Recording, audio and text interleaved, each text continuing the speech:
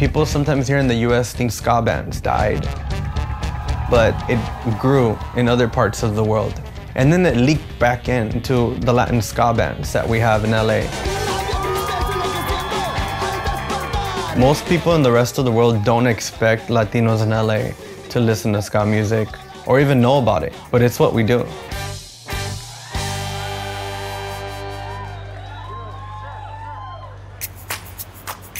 My name's Clement Therese. I'm a musician, producer. I'm also the guy behind the biggest Ska Punk events we have in LA. I grew up running around in the streets of Linwood, Compton, and Southgate. I got shot at a few times. I got mugged a few times. If I didn't have music and I didn't have the Ska Punk shows to go to, I don't know where I would have been.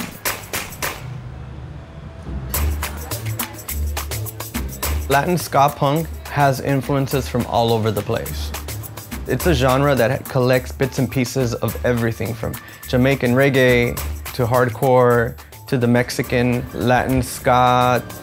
It's just a clash of everything.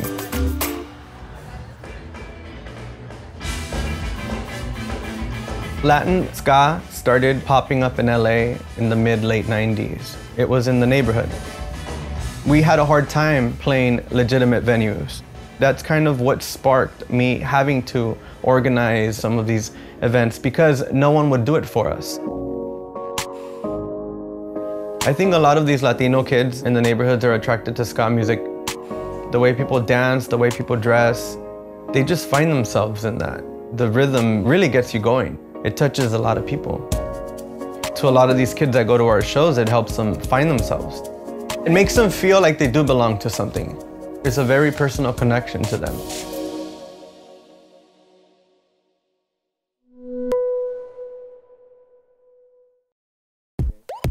It's something that you feel a connection with people automatically. I don't think there's a better feeling. You can kind of move the night with the music, and the energy of the people can also move me. It just really feels fulfilling.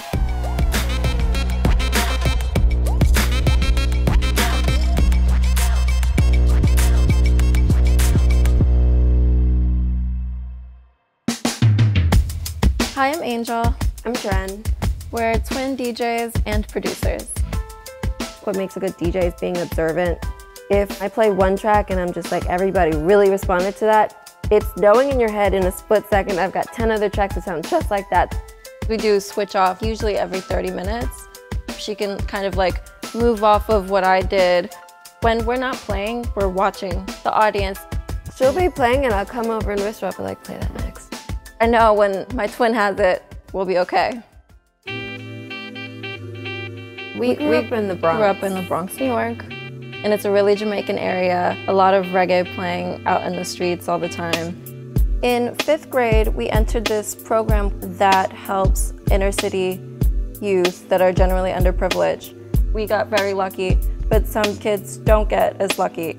We got through middle school and high school, and we got into Dartmouth, and we both decided to go. So when we graduated, we came back to the city. I was playing with equipment on and off.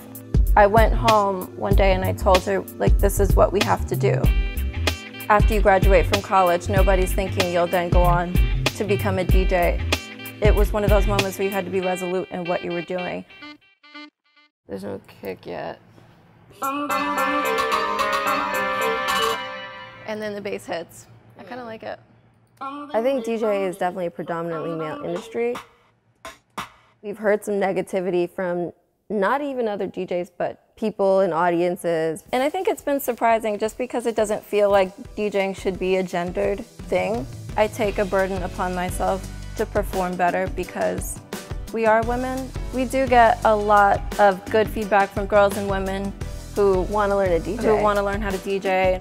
If someone told me that I would end up being a professional DJ with Angel, I would not have believed it. When you follow what you like and you follow your dreams, it can take you anywhere.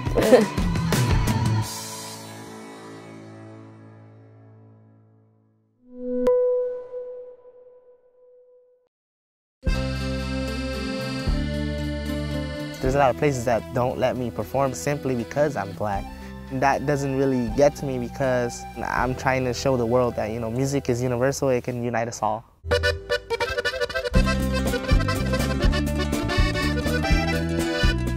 My name is Ryan Lory, and I'm also known as El Compa Negro. El Compa Negro simply means the black friend. I sing regional música mexicana, banda, sierreño, norteño, mariachi.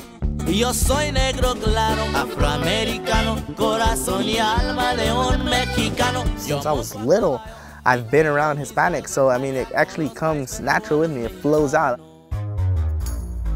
I grew up in the streets of Compton. I lived in a neighborhood that was predominantly black and Mexican. It's a wonderful thing to say, you know, I came from Compton, because they say a lot of people don't make it out. I've traveled to a lot of places, and I'm all over TV, and I can say, hey, I'm from Compton. A lot of people tell me like, hey, you're supposed to be Mexican, God just left you in the oven too long.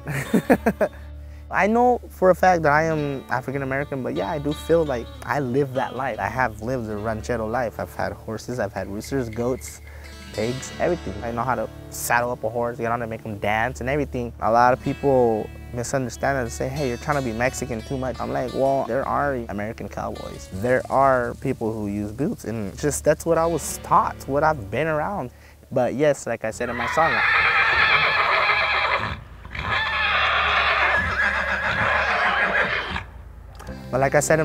I have the heart and soul of a Mexican, and I think that pretty much is what counts.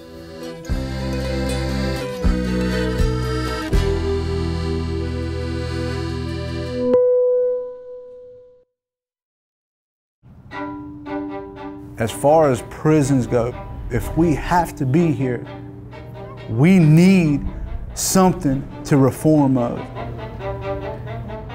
And music is a direct expression of what we feel we want to be, and to let go of the things that we don't want anymore.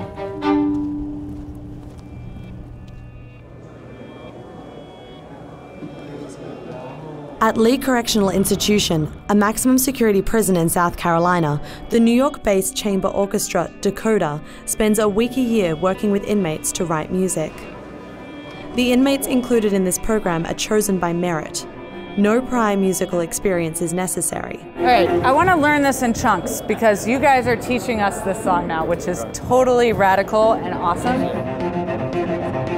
Before, I was never exposed to classical music or chamber music or anything that was culture. Honestly, I closed myself off to a world of expression that I never really knew existed. We have an opportunity in this program to put away the violence and all these other mediums of expression that do nothing but hurt people. And we can channel those feelings and expressions into music. Good, and now you're gonna have to lift up your arm a little bit more. Yes.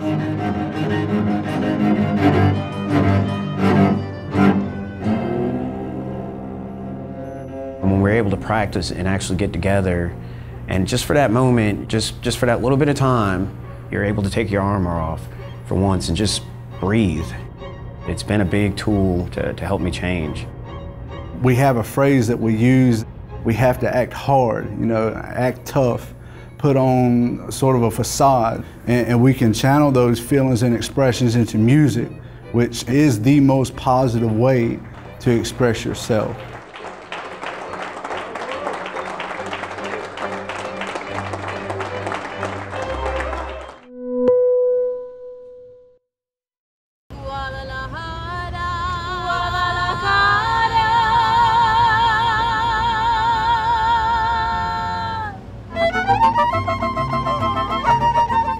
Our mariachi, Flor de Toloache, is different than most mariachis. We're formed in New York City. We're all women. Most people think of mariachi as being from Mexico, as being men, as being macho, and, you know, we're pretty much opposite of all those things. I started my musical career playing with a local all-male mariachi in Brooklyn. For me, it was really hard to communicate with other male mariachis because of the machismo that's very vivid in the culture and in the genre of mariachi. That's kind of why I wanted to start my own group, and that led for me to do an all-female group because I didn't want to deal with men. And it's not so much that people say you're not a mariachi, but it's the fact that they think that we cannot play mariachi because we're women and we're wearing pants and we have curly hair and we don't look Mexican or we don't have this look that they're expecting. As a women mariachi, we're technically supposed to be wearing skirts, and it didn't work for us.